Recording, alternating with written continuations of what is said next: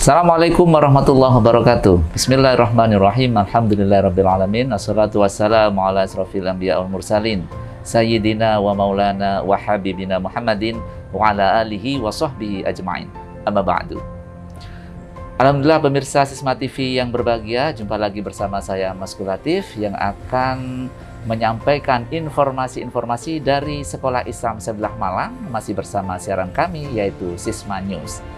Dan pada kesempatan kali ini, pemirsa Sisma TV yang berbahagia, kami sudah kedatangan tamu ini ya di Sekolah Islam Sebelah Malang, ya, warga sendiri sebenarnya sih, yaitu salah satu dari tenaga pengajar di SMA Islam Sebelah Malang Boarding School. Oke, nanti kita akan membahas tentang prestasi-prestasi beliau di bidang jurnalis, yaitu membuat buku dan juga menulis puisi.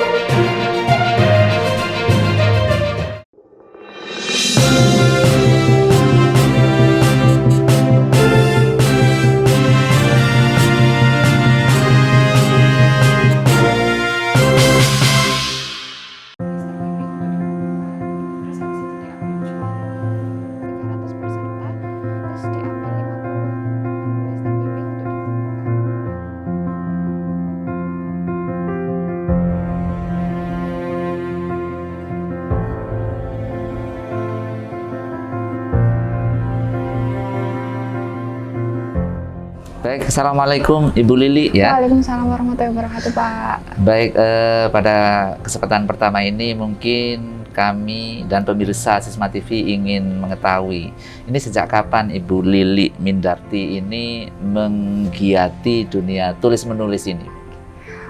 Awalnya itu sejak SMA mungkin ya, Pak. Jadi SMA itu enggak terasa, itu ada kayak lomba menulis waktu jenjang SMA itu. Dan kebetulan tuh menulisnya Islami, genrenya Islami tentang perjalanan Rasulullah. Itu saya menang dari situ. Tapi karena anak SMA jadi tidak kalau punya bakat untuk menulis. Ya. Jadi belum tahu kalau punya bakat menulis ya. Okay. Jadi waktu itu mulai lagi giat untuk menulis itu ketika saya kehilangan orang tua saya. Jadi bapak meninggal, saya merasa bahwa saya tidak memiliki teman untuk bercerita. Akhirnya saya menuliskan setiap apa yang saya rasakan itu dalam bentuk tulisan, bentuk puisi, cerpen, gitu-gitu. Jadi ungkapan hatinya itu disalurkan melalui tulisan. Jadi itu pertama mungkin ya yang mendasari dan selanjutnya menjadi kebiasaan habituasi menulis terus gitu. Betul. Baik, menarik sekali pemirsa Sisma TV yang berbahagia, yaitu latar belakang Ibu Lili ini sehingga menggeluti dunia jurnalis tulis-menulis ini. Tentunya ada banyak informasi nanti yang akan kami gali dari Ibu Lili Mindarti ini, pemirsa Sisma TV yang berbahagia. Namun sebelumnya mari kita ikuti dulu informasi pertama dari Sekolah Islam Sebelah Malang, yaitu tentang penyaluran donasi Sisma Peduli Semeru yang telah dilakukan oleh Sekolah Islam Sebelah Malang kemarin. Batasi di sana. Oke, kita doa dulu, mudah-mudahan lancar, ya, aman, barokah bagi kita semuanya, bagi lembaga pendidikan Islam.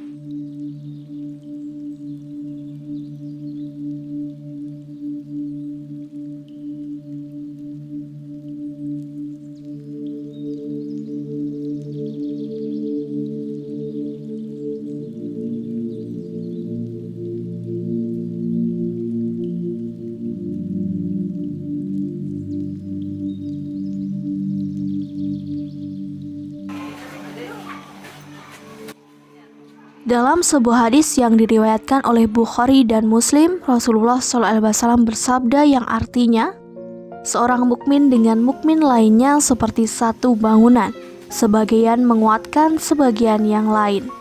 Ini merupakan sebuah ajaran syariat Islam bahwa sesama muslim yang beriman kepada Allah Subhanahu wa taala harus memiliki rasa kebersamaan dan kepekaan sosial yang tinggi. Menyadari hal tersebut, maka Sekolah Islam Sabilullah Malang selalu berupaya menanamkan karakter tersebut kepada seluruh warga sekolah, terutama siswa. Sehingga di saat saudara-saudara mukmin yang berada di sekitar Gunung Semeru Lumajang tertimpa musibah, maka sudah menjadi kewajiban sesama mukmin untuk membantu meringankan beban mereka. Mereka melakukan penggalangan dana sekaligus menyalurkan langsung kepada warga terdampak di Lumajang. Sebagaimana aksi peduli sosial yang lainnya, penggalangan dana bantuan pada masa pandemi ini melibatkan orang tua siswa dengan menyalurkan melalui rekening satuan sekolah masing-masing baik di TK, SD, SMP Islam Sabilullah Malang dan SMA Islam Sabilullah Malang Boarding School. Melalui kegiatan ini, diharapkan seluruh siswa Sekolah Islam Sabilullah Malang semakin memiliki karakter cinta sesama.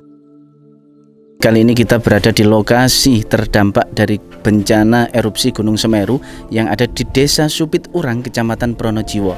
Ini kondisinya memang luar biasa sekali dari dampak erupsi tersebut, mulai dari rumah yang hancur tertutupi oleh abu vulkanik. Bisa kita lihat bersama-sama rumah-rumah warga yang ada di sekitar lereng Gunung Semeru ini tertutupi oleh abu vulkanik.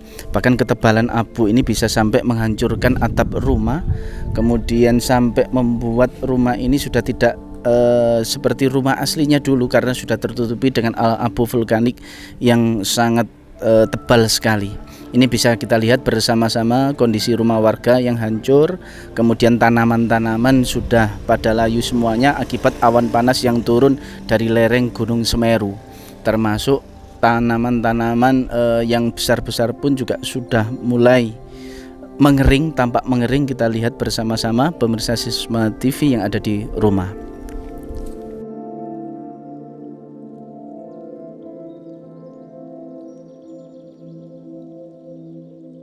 Oke pemirsa, kita akan ke Ibu Ismail. Beliau adalah orang asli yang tinggal di Desa Supit Urang, Sumbersari tepatnya, di Desa Sumbersari.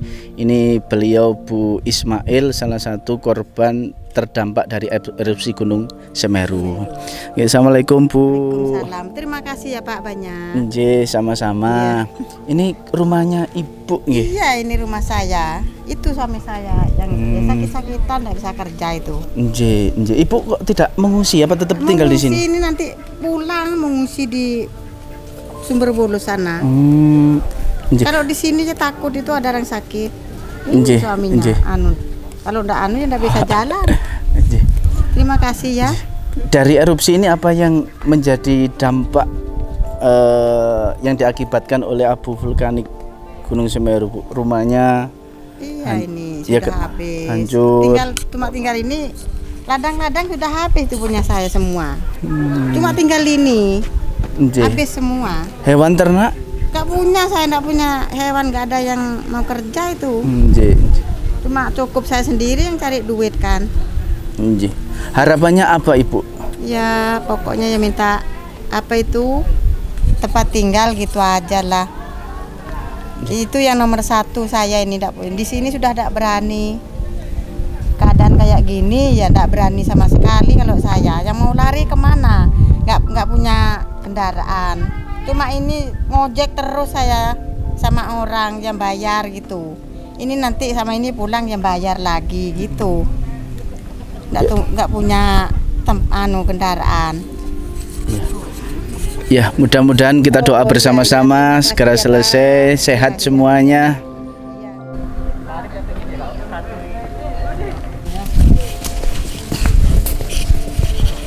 Assalamualaikum warahmatullahi wabarakatuh. Tepat pada hari ini kami dari Lembaga Pendidikan Islam Sabilullah Malang melaksanakan satu amanah penyampaian donasi kepada korban-korban terdampak erupsi Gunung Semeru. Di belakang saya ini adalah satu kampung, satu daerah yang sekarang rata oleh abu vulkanik Gunung Semeru. Jadi ini larangan, tidak boleh masuk ke sini karena di belakang sana itu masih aktif, masih mengalir lahar dingin dan tidak boleh masuk. Nah, ini menjadikan tepat yang kami lakukan. Kami menyampaikan amanah donasi kepada posko-posko pusat di Pronojiwo untuk korban-korban yang terdampak. terkumpul kurang lebih dana 38.800.000 rupiah. Jadi ada dana dari orang tua siswa, dari siswa kami, dari guru-guru kami. Di samping juga ada kebutuhan-kebutuhan yang mendesak untuk saat ini.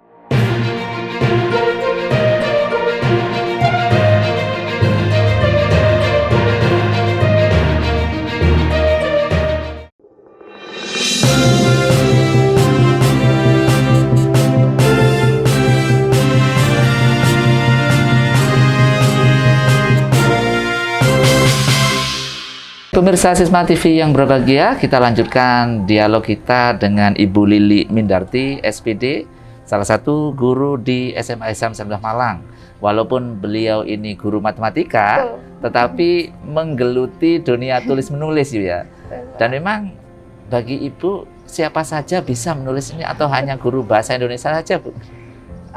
Siapa saja sih Pak, karena saya sendiri kan juga guru matematika ya. Iya. Siapa saja, yang penting itu ada kemauan dan niat untuk memulai. Karena sesuatu kalau nggak dimulai pasti nggak akan pernah akan jadi, ya kan? Jadi menulis itu bisa jadi kita mulai dari aktivitas kita sehari-hari yang kita tuliskan, seperti itu aja. Kan kadang mungkin kita guru atau siswa juga merasa apa ya, menulis itu kadang dianggap sesuatu yang berat ini. Bagaimana menghilangkan image itu? Kan aktivitas menulis itu sudah kebiasaan sehari-hari ya Pak ya. Kebiasaan sehari-hari. Jadi menurut saya itu nggak ada yang berat. Yang menjadi berat itu ketika kita harus perfeksionis, kita harus tahu EYD-nya yang benar. Justru itu yang bisa kita pelajari. Yang penting kita mulai dulu untuk menulis. Gitu. Jadi yang penting satu, memulai menulis. Lalu apa yang ditulis itu kan kadang bingung mau nulis apa gitu. Iya, betul sih Pak. Memang sebelum menulis itu kita tentukan dulu tujuannya. Kerangkanya kita yang mau kita tulis itu genrenya apa? Mau fiksi, mau non fiksi seperti itu. Nah, kalau sudah seperti itu kita buat kerangka pikirannya, baru kita eksekusi untuk menulis. Seperti itu. Mungkin saran untuk pemula dalam menulis itu biasanya apa yang dapat dijadikan bahan untuk tulisannya itu? Kalau saya itu aktivitas sehari-hari dulu. Gitu. Jadi itu yang menjadi kebiasaan kita untuk menulis. Kalau sudah menulis kebiasaan sehari-hari, oh ternyata mudah ya nulis. Itu kita akan punya challenge, kita akan punya tantangan sendiri untuk bisa nggak sih saya untuk menulis puisi, bisa nggak sih saya untuk menulis cerpen gitu. Saya pertama kali itu mengirimkan judul cerpen saya itu mungkin tidak pernah perfect Pak, nggak ada yang sempurna kan ya, karena kita masih belajar. Karena saya juga guru matematika gitu. Saya mengirimkan itu betul-betul dalam bentuk narasi, bukan cerpen yang ada sesuai dengan bahasa Indonesia, kaidah bahasa Indonesia seperti itu. Tapi dari situ saya dapat feedback dari editor seperti itu. Akhirnya saya belajar, oh ternyata yang benar itu seperti ini gitu. Kuncinya yang penting dimulai saja gitu ya. Betul, dimulai dulu. Baik pemirsa Sisma TV yang berbahagia, salah satu kunci ya untuk kita giat menulis selanjutnya ya, dan menjadi besar itu nggak mungkin langsung besar itu Bu ya. Jadi yang pertama adalah dimulai saja menulisnya, dan yang ditulis adalah tentang keseharian yang ada pada dirinya. Betul. Gitu. Baik, nanti akan kita lanjutkan pemirsa Sisma TV yang berbahagia. Namun sebelumnya mari kita ikuti informasi tentang pembiasaan Ahlus Sunnah wal Jamaah atau Aswaja yang dilakukan di Ma'had SMA Islam 19 Malang.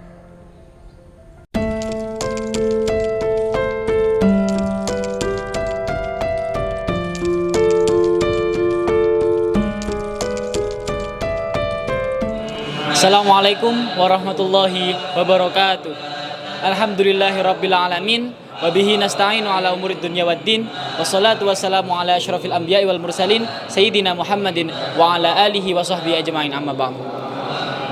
Sahabat pemirsa Sisma TV yang berbahagia, kali ini saya berkesempatan untuk bisa melakukan tur atau kunjungan ke Ma'had Sabilillah Malang untuk bisa mengetahui kegiatan rutin ba'da maghrib yang dilakukan santri-santri Ma'had Sabilillah Malang. Kegiatan tersebut berjudul kegiatan pembiasaan aswaja. Prinsip rahmatan lil alamin yang selama ini didengungkan dalam menghadirkan kebersamaan Islam yang ramah dan santun serta jauh dari sikap intimidasi dapat terjawantahkan dalam konteks tradisi dan budaya. Hal ini yang selalu ditanamkan pada seluruh santri Ma'had SMA Islam Sabilillah Malang dalam setiap program kepengasuhan yang ada. Prinsip ini mengacu pada prinsip kaidah usul fiqh, yaitu menjaga dan melestarikan tradisi lama yang baik yang telah ada dalam masyarakat dan terus mengupayakan hal-hal baru yang lebih baik lagi. Sehingga dalam proses kepengasuhan di Ma'had SMA Islam Sabilillah Malang, santri tidak asing dan tabu dengan kegiatan sholawatan, tahlilan, dan istighosah. Kegiatan pembiasaan aswaja ini merupakan kegiatan rutin yang dilakukan oleh santri-santri Ma'had Sabilillah Malang dari mulai hari Senin hingga hari Jumat. Untuk lebih jelasnya, mari kita langsung simak saja ke dalam, dan juga nanti saya akan mewawancarai salah satu musyrif bernama Ustadz Muhammad Muslim SPD. Pembiasaan melestarikan tradisi yang telah turun-temurun dari para alim ulama tersebut dilakukan senyampang tidak berseberangan dengan syariat Islam. Di samping itu, kegiatan tersebut semata dilakukan dalam rangka memperbanyak zikir dan mendekatkan diri pada Allah Subhanahu wa Ta'ala. Alhamdulillahirabbil alamin. Pemirsa Sisma TV yang berbahagia, kali ini saya sudah bersama salah satu musyrif Ma'had SMA Islam Sabilillah Malang. Beliau bernama Ustadz Muhammad Muslim SPD. Assalamualaikum Ustadz, apa kabar jenengan kali ini, hari ini? Ya, waalaikumsalam warahmatullahi wabarakatuh. Alhamdulillah, bi khairin, saya baik-baik saja. Oke. Mohon izin Ustadz, saya dari Sisma TV ingin menanyakan beberapa hal terkait pembiasaan aswaja di Ma'had SMA Islam Sabilillah Malang. Oke. Pembiasaan aswaja itu adalah salah satu program yang diselenggarakan oleh Ma'had SMA Islam Sabilillah Malang. Nah, program ini adalah salah satu dari realisasi dari program unggulan Ma'had SMA Islam Sabilillah Malang, yaitu adalah Darul Ibadah. Nah, pembiasaan aswaja ini adalah kumpulan kegiatan-kegiatan yang mana sudah menjadi budaya yang dilaksanakan oleh Ahlu Sunnah wal Jamaah. Kemudian apa saja yang dilakukan oleh para santri ketika pembelajaran atau pembiasaan aswaja di Ma'had Sabilillah? Oke. Apa saja yang dilakukan oleh santri? Jadi pembiasaan aswaja ini dilakukan setiap hari seperti yang saya sampaikan tadi, tepatnya pada setelah sholat maghrib berjamaah.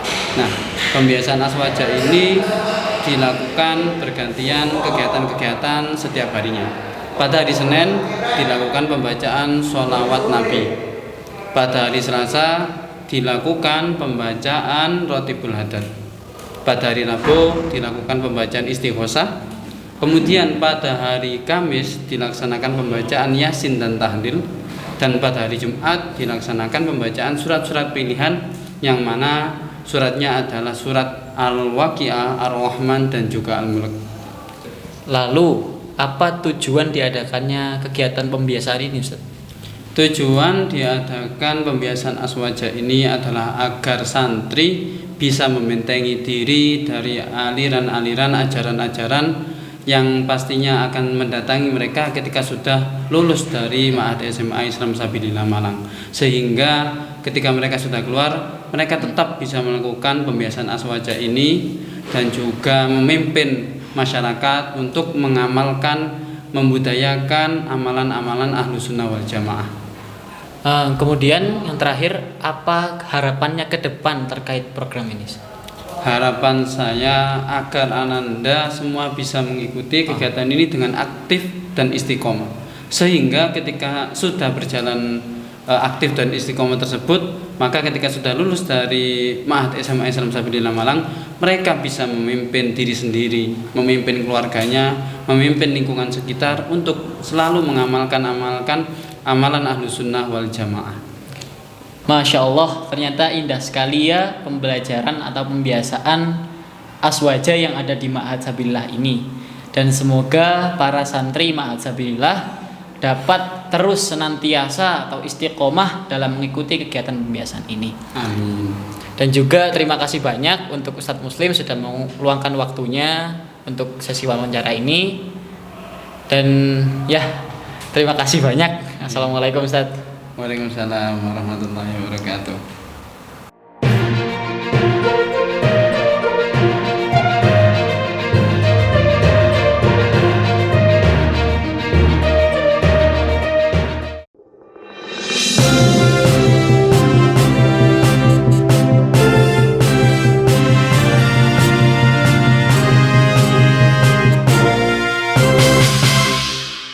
Pemirsa Sisma TV yang berbahagia, aktivitas menulis memang harus dimulai dan ditekuni kalau ingin menjadi seorang penulis. Dan memang banyak penulis-penulis yang ada itu dimulai dari hal yang kecil, kemudian pada akhirnya menjadi besar dan bisa jadi ini menjadi tumpuan hidup juga, karena kalau rajin menulis juga akan mendapatkan penghasilan juga.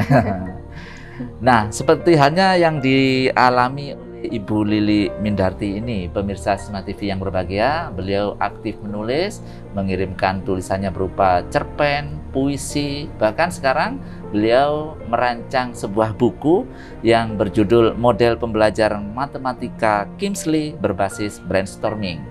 Akan kita kupas sedikit ya tentang bagaimana beliau menulis puisi dan buku tersebut. Dan baru-baru ini salah satu karya puisinya ya yang berjudul Sajak Rindu dari Ikhlasku ini juga mendapatkan penghargaan tingkat nasional. Mungkin kita akan mengulik tentang puisi ini. Nah, puisi tentang Sajak Rindu dari Ikhlasku ini terinspirasi dari apa ini?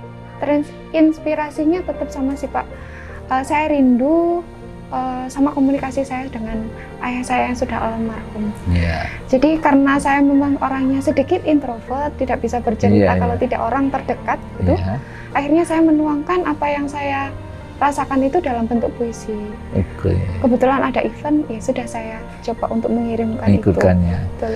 Jadi pertama-tama yang menjadi inspirasi sesuatu yang ada di perasaannya. Betul. Itu dituangkan dalam tulisan. tulisan. Dan kalau seperti ini setiap orang bisa, Bu ya? Bisa, pasti bisa. Pasti bisa. Dan sangat bisa.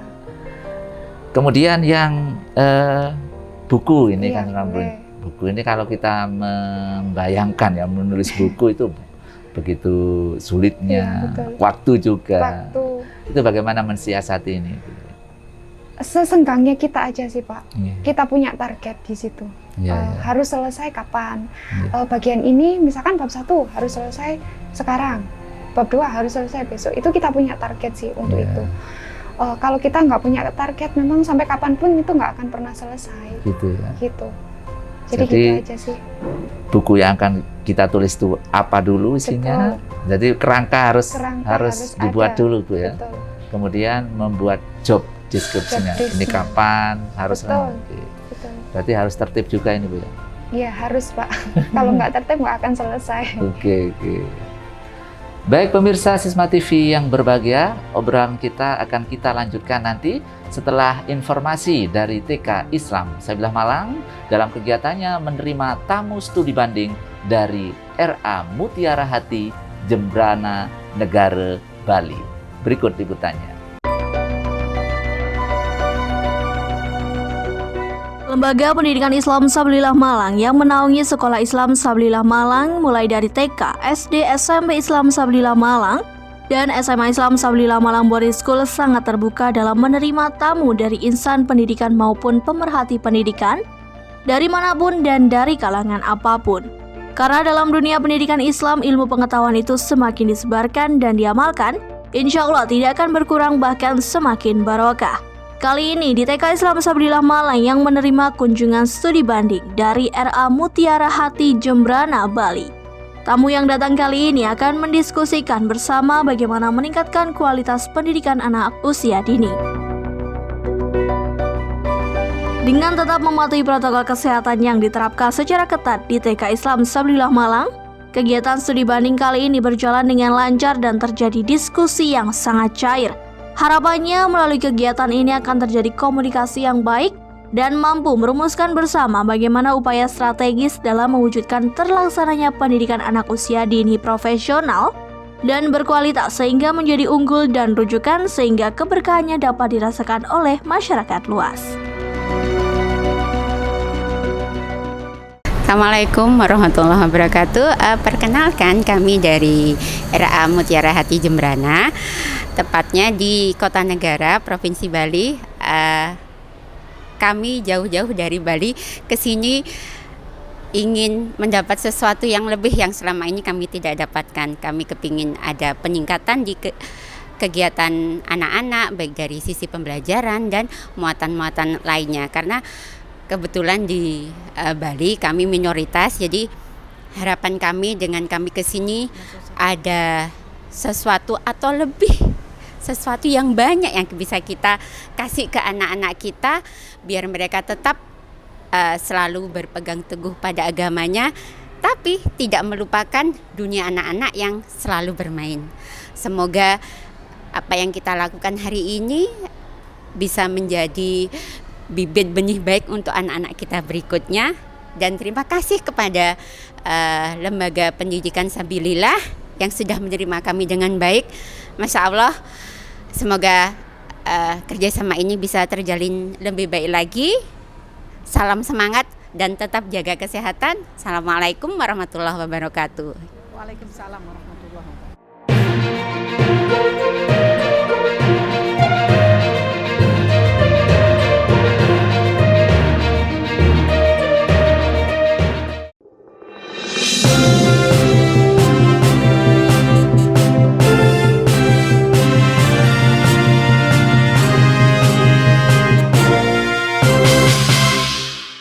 Beberapa uraian dari Ibu Lili Mindarti tadi mungkin sudah dapat mengerucutkan pada diri pemirsa Sisma TV yang berbahagia bagaimana sih cara menulis, memulai menulis sehingga menulis menjadi sebuah habituasi yang baik, karena pada era pendidikan saat ini tentunya literasi yang di dalamnya ada kegiatan menulis ini sangat ditekankan.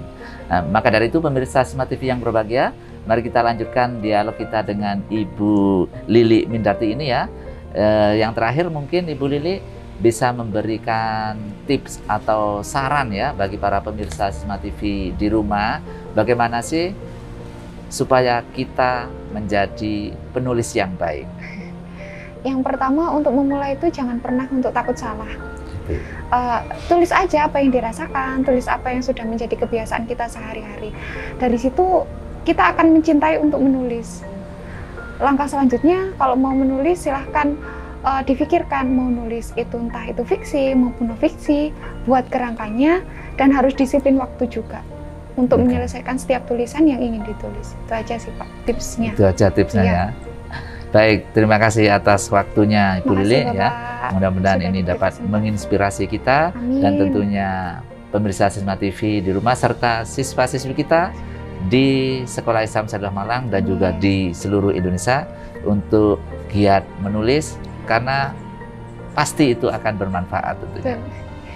Baik, terima kasih Bu Lili. Terima kasih Pak. Oke. Baik pemirsa Sisma TV yang berbahagia,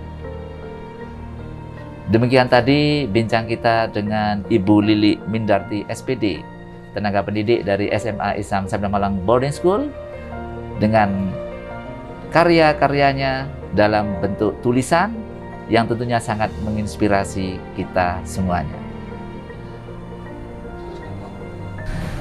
Baik pemirsa Sisma TV yang berbahagia, sebagaimana biasa di Jum'ah yang penuh mubarakah ini akan kita saksikan bersama Kalam Mutiara yang akan disampaikan oleh Ustadzah Siti Aisyah SAG yang bertemakan toleransi dalam beragama.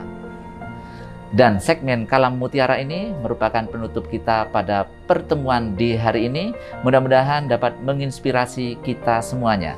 Saya Mas Latif beserta seluruh kerabat kerja mengucapkan terima kasih atas perhatian Anda. Tak lupa kami selalu mengingatkan, tetap jaga kesehatan dengan mematuhi protokol kesehatan yang ada. Sisma TV, mendidik membangun peradaban dunia. Wallahu muwaffiq ila aqwamit thoriq. Assalamualaikum warahmatullahi wabarakatuh. Waalaikumsalam.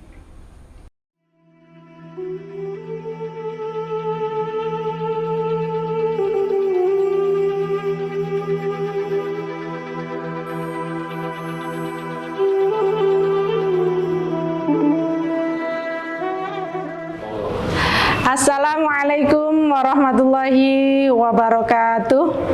Hamdan wa syukran lillah. Assalatu wassalamu ala rasulillah la nabiyya ba'dah. Pemirsa Sisma TV yang dirahmati oleh Allah, berjumpa kembali dalam segmen Kalam Mutiara. Kali ini akan mengambil tema toleransi dalam beragama. Terlebih dulu, marilah kita panjatkan puji syukur kehadirat Allah SWT dengan ucapan Alhamdulillahirabbil alamin. Kenapa? Karena sampai detik ini kita semuanya masih diberikan nikmat sehat, sehingga kita semuanya masih merasakan indahnya negeri kita Indonesia. Salawat dan salam semoga tetap terlimpah curahkan kepada Nabi Muhammad Sallallahu Alaihi Wasallam yang telah membawa ajaran kebenaran dengan syariat-syariat agama Islam. Pemirsa Sisma TV yang dirahmati oleh Allah, manusia diciptakan oleh Allah dengan segala keberaneka ragaman, dengan segala perbedaan.